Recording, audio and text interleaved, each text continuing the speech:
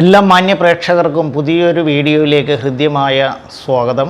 2024-2025 വിഷുഫലത്തിൽ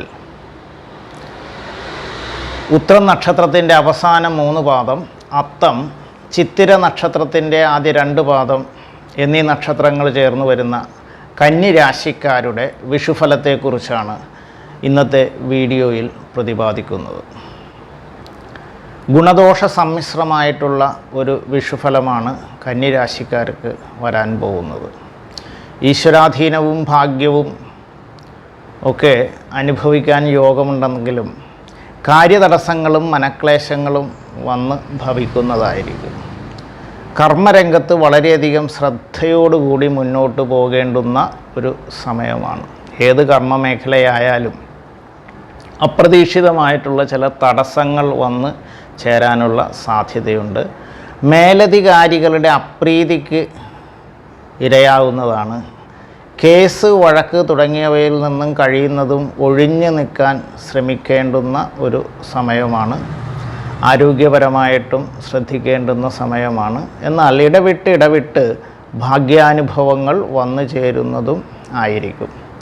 പൊതുരംഗത്ത് പ്രവർത്തിക്കുന്ന രാഷ്ട്രീയ പ്രവർത്തകർ, സാമൂഹ്യ പ്രവർത്തകർ, കലാകാരന്മാർ തുടങ്ങിയവരെല്ലാം തന്നെ അവർക്ക് അവരുടെ കർമ്മമേഖലയുമായിട്ട് മുന്നോട്ട് പോകാൻ കഴിയുമെങ്കിലും പ്രതീക്ഷിച്ച രീതിയിലുള്ള അംഗീകാരങ്ങളോ നേട്ടങ്ങളോ വന്ന് ഭവിക്കാതിരിക്കാനുള്ള ഒരു സാധ്യതയുണ്ട്. കുറേയേറെ മനക്ലേശങ്ങളും ദുരിതങ്ങളുമൊക്കെ ഉണ്ടാവും. തൊഴിൽപരമായിട്ട് പ്രത്യേകിച്ച് അപ്രതീക്ഷിതമായിട്ടുള്ള സ്ഥലം മാറ്റങ്ങളും അതുമൂലമുള്ള പ്രശ്നങ്ങളും പ്രതിസന്ധികളും അലച്ചിലുമൊക്കെ ഉണ്ടാകാനും ചെറിയ ആരോഗ്യ പ്രശ്നങ്ങൾക്കൊക്കെ സാധ്യത ഉള്ള ഒരു സമയമായതിനാൽ ഈ രാശിയിൽപ്പെട്ടവർ വ്യാഴാഴ്ചകളും ശനിയാഴ്ചകളും അവരവരുടെ മതാചാര പ്രകാരമുള്ള പ്രത്യേക പ്രാർത്ഥനകളൊക്കെ നടത്തി മുന്നോട്ട് പോകുന്നത് ദോഷഫലങ്ങൾ കുറയ്ക്കുന്നതിന് സഹായകമായി ഭവിക്കുന്നതായിരിക്കും.